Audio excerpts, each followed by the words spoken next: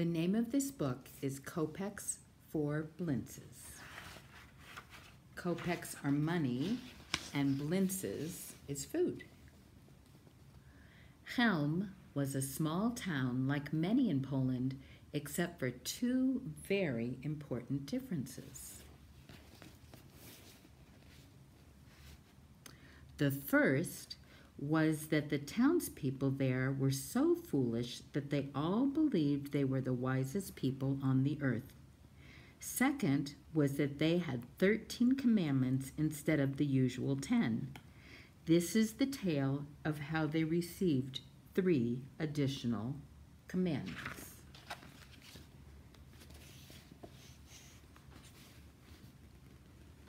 One evening, Yankel and his wife Gittel were sitting in their tiny slanted house at the top of the steepest hill in Chelm.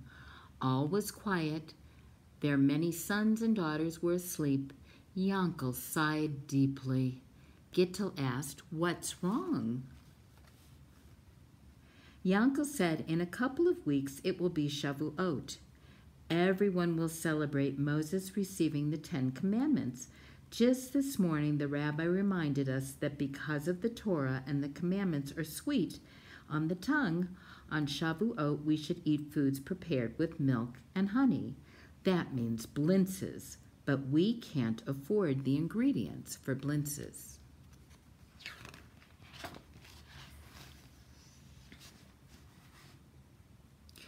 This was true. Yankel earned very little as a malamed, a teacher, and with so many children to clothe and feed, he and Gittel had little to spare. Gittel sighed too. "If only we had a few coins, then I could make the best blintzes." They sat lost in thought, imagining blintzes stuffed with cheese, smothered in sour cream, and dripping with honey or strawberry preserves. Suddenly, Yankel jumped up. "I know what we can do," he cried.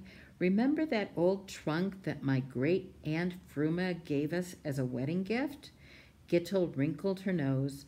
"Who could forget that? It's so big and awful that it's been in the backyard since she gave it to us." "That old trunk is going to solve our problems," said Yankel.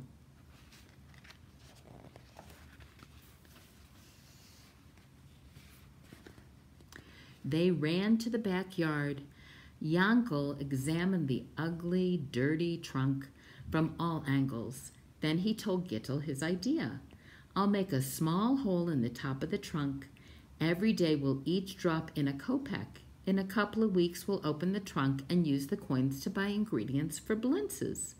Gittel clapped her hands. "What an excellent plan, Yankel. You are one of the wisest men in this town." There they are, talking about the trunk and their plan.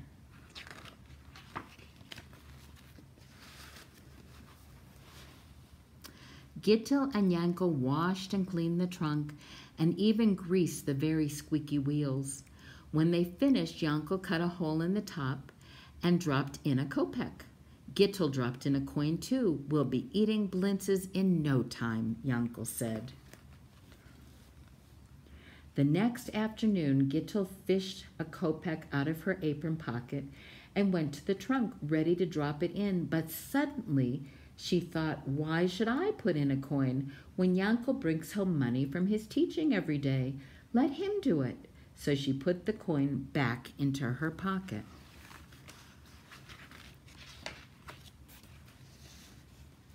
That night, when Yankel came home, he searched in his vest pocket for a kopek. He was about to drop it into the trunk when he thought, "Why should I put in a coin if Gittel will add one every day? She must have plenty of money left over after taking care of household expenses. With what she puts in, surely there'll be enough for the blintzes." So he put the coin back in his pocket, and this went on for several days. On the morning before Shavuot, Gittel, Yankel, and their children gathered in front of the trunk. Yankel lifted the lid, and everyone peered inside.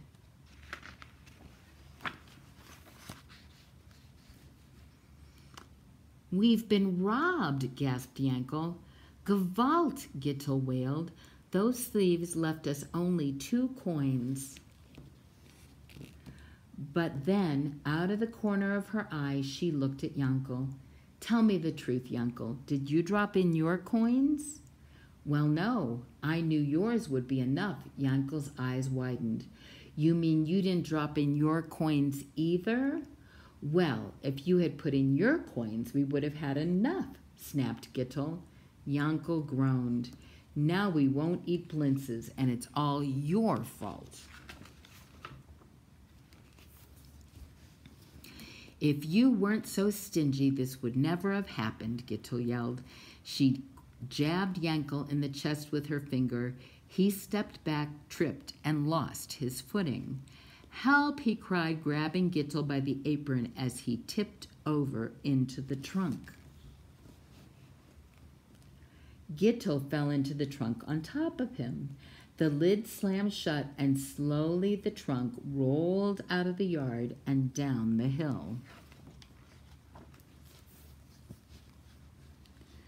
As the trunk rolled onto the crowded street, it gathered speed. Oi, oi, Yankel yelled. Gewalt, Gewalt, Gittel shouted. People scrambled to get out of the trunk's way. It narrowly missed an old woman who made a sign to ward off the evil eye. A Dybbuk, she cried. There's a demon in that trunk. I heard it yelling. The forces of evil have come to Chelm. A crowd, scared but very curious people, ran after the trunk. At last it reached the bottom of the hill and rolled to a stop in front of the synagogue. There it is, rolling down the hill.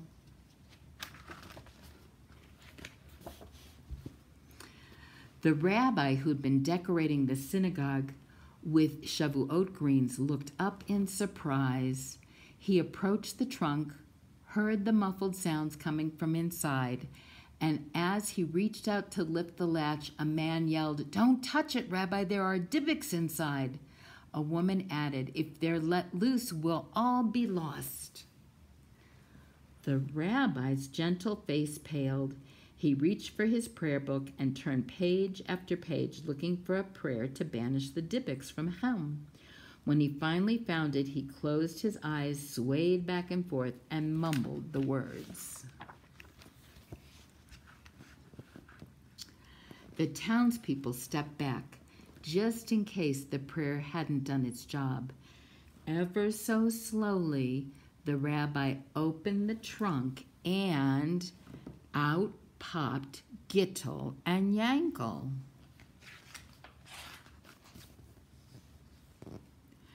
Everyone stared. "How did you come to be in this trunk?" asked the rabbi. When he heard the story, the rabbi sighed. "Go home, everyone. This has been a terrible experience for all of us, so I must think of a way to prevent it from happening again." The rabbi went into his study and consulted his books.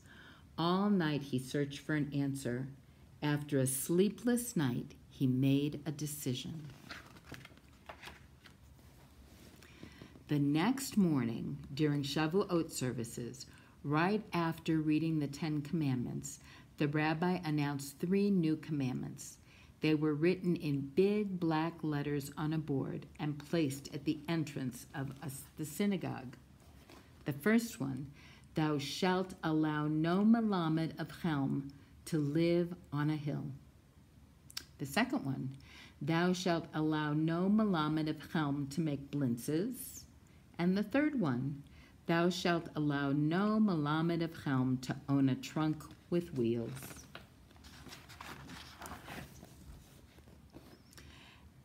And they are still reminding everyone that Chelm is home to the world's wisest fools. And here's Yankel and the rabbi and Gittel and their family eating blintzes for Shavuot. And that is the story of Kopeks for blintzes.